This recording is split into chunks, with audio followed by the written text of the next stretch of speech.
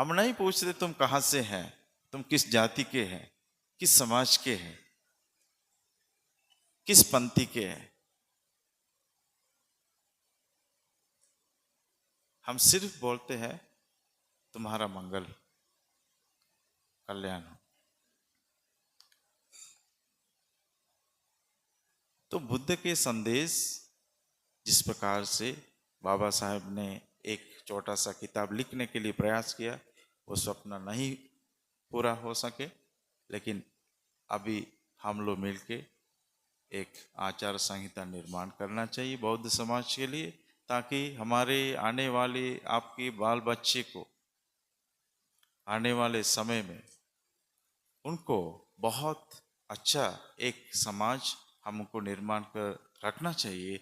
ये हमारे जो बुद्ध के धर्म के अनुसार एक इस प्रकार की समाज आगे आने वाले समय में निर्माण हो सके, ये हम सबका कर्तव्य होना चाहिए।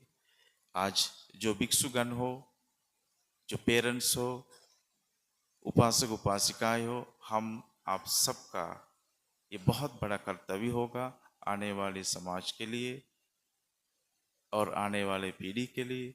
हम इस समाज को मजबूत बनाएं, मजबूत बनाएं। और इसलिए इसके लिए मैं साधुवाद देता हूँ। आप इसको करते रहें करुणाशील जी, और सबके साथ मिलके जो हमसे जो सहयोग हो सके आप जब भी हमको बताएं इस चीज़ को आगे ले आने के लिए। और मेरे तरफ से जो महाबोधि सोसाइटी ऑफ इंडिया के तरफ से जो इस कार्यक्रम आगे बढ़ाने के लिए आप हमसे जो चीज़ आप मांगेंगे या हमसे डिस्कस करना चाहेंगे आगे, हम हमेशा आपके साथ रहेंगे इसको सफलता बनाने के लिए।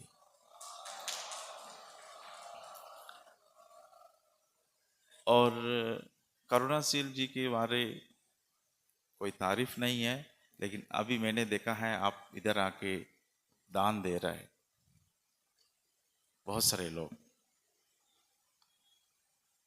दान देना बहुत कठिन बात है, पता है आपको।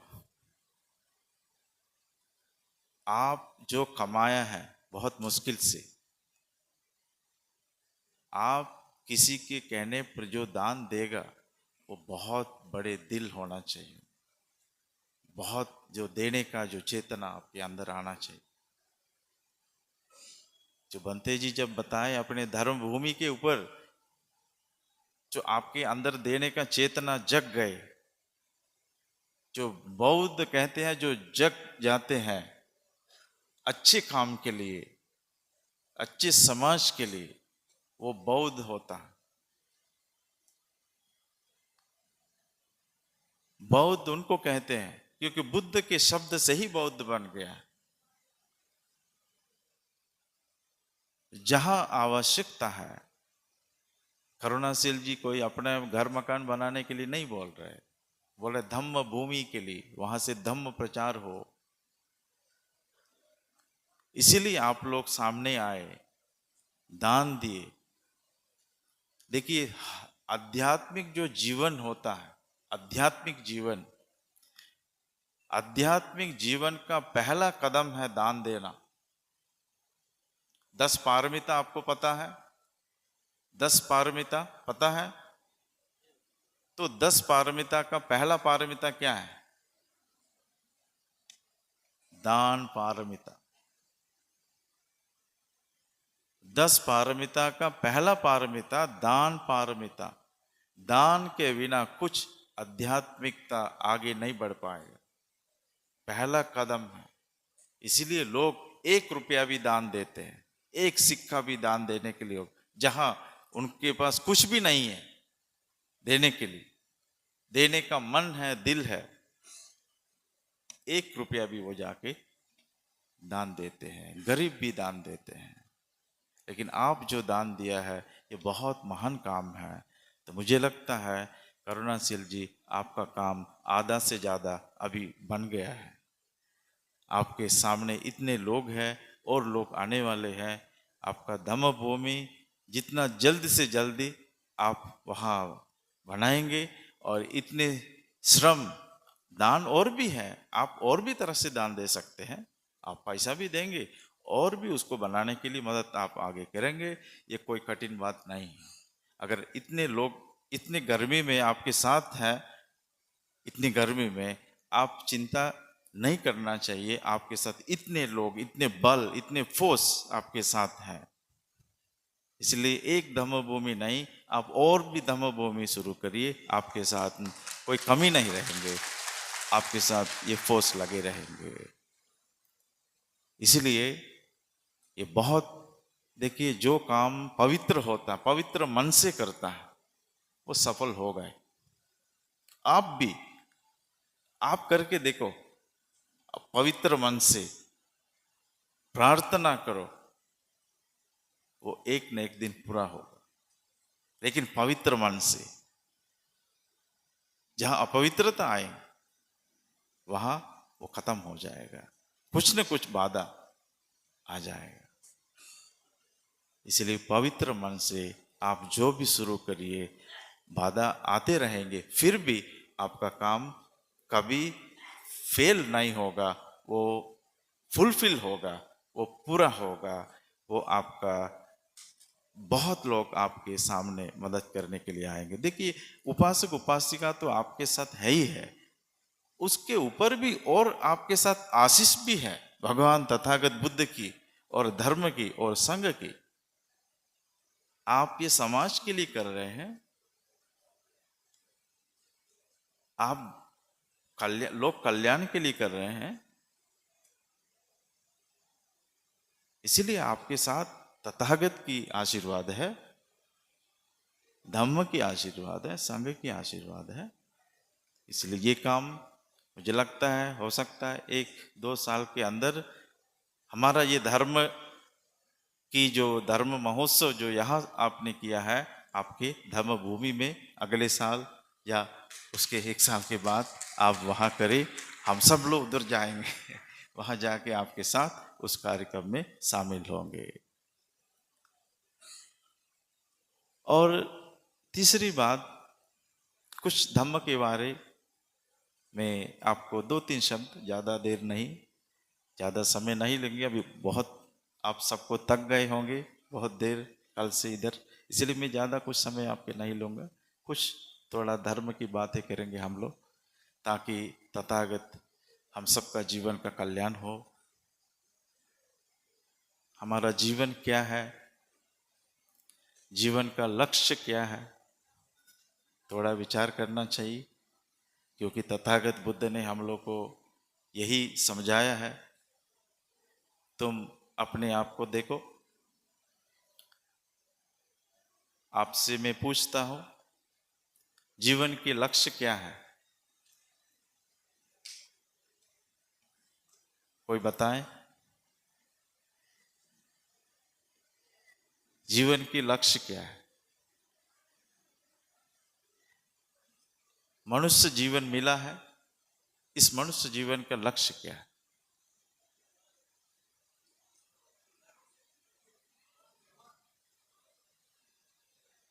बनते लोग जानते होंगे। और मैं उपासक उपासिका से भी पूछता हूं, जो हमारा मनुष्य जीवन है, इस मनुष्य जीवन का लक्ष्य क्या है?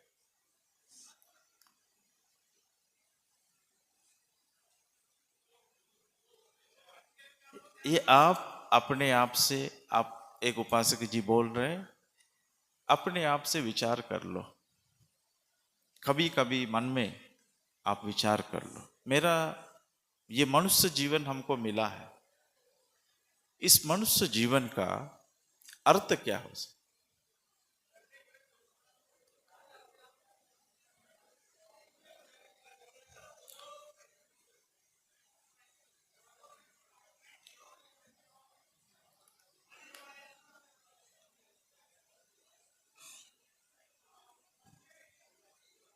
इसमें कुछ और भी उत्तर हो सकते हैं, आप अपने आप से भी क्वेश्चन करो।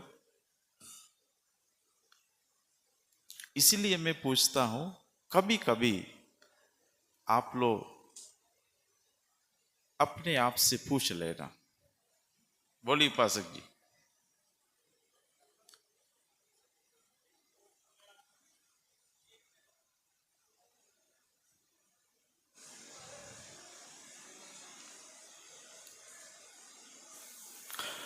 कभी कभी ऐसे हम लोग हेलो हेलो हेलो परम श्रद्धे विकु सन को सादर वंदामी। नमो बुद्धाय, जय भीम। मनुष्य जीवन का लक्ष्य है कि मनुष्य जन्म में जो प्रकृति से हमें मिला है उसको समाज को वापस लौटाना है, ताकि आने वाला समाज सुरक्षित और उन्नति की ओर अग्रसर हो। यही मनुष्य जीवन का लक्ष्य है। बहुत बहुत धन्यवाद। बहुत साधुवाद उपासक जी।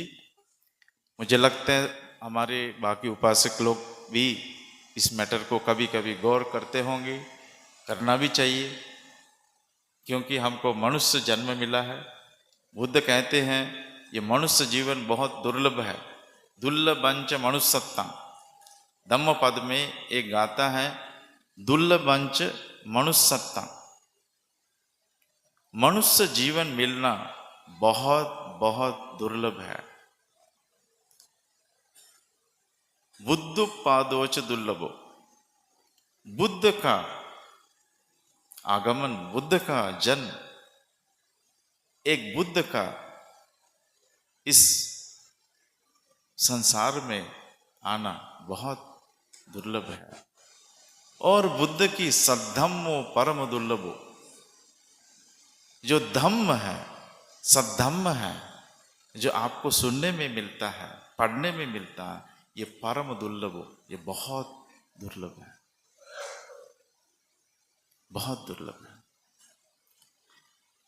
इसलिए ऐसा मत सोचना मुझे किसी माँ बाप का बेटा या बेटी बन के हम आ गया इस दुनिया में, बस अभी जो भी माँ बाप का है वही कर दे।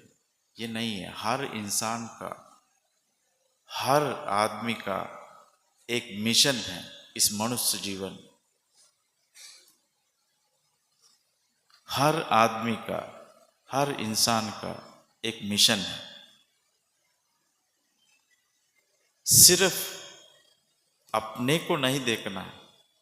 मतलब भोजन करो, काम करो, सो जाओ, बस जीवन खत्म, ये नहीं है।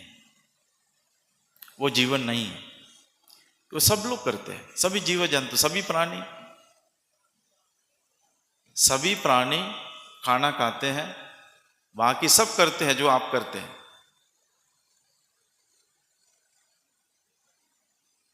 लेकिन सभी प्राणी हमसे, मनुष्य से क्यों फर्क, क्या फर्क? सारी प्राणी, सभी जीव जंतु हमसे अलग क्यों होते? सब कुछ करते हैं, फिर फर्क क्या है? आदमी कपड़ा पहनते हैं, घर में रहते हैं, कुछ कुछ बर्ड्स हैं, पंतियां हैं, उनको घर भी बनाते हैं, बाल बच्चे भी हैं, झगड़ा भी करते हैं। तब इंसान का, प्राणी का, जीव जंतु का फर्क क्या है फिर? आप अपने आप से क्वेश्चन करो, तब उत्तर भी आपको मिल जाएगा। उत्तर भी आपको मिल जाएगा। बुद्ध जब घर से निकलने से पहले बुद्ध के मन में एक सवाल, सिद्धार्थ जो राजकुमार है, सिद्धार्थ राजकुमार के मन में एक सवाल हमेशा आता था।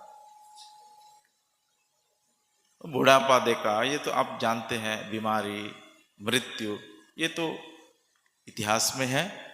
लेकिन उससे बेहतर और एक सवाल था सिद्धार्थ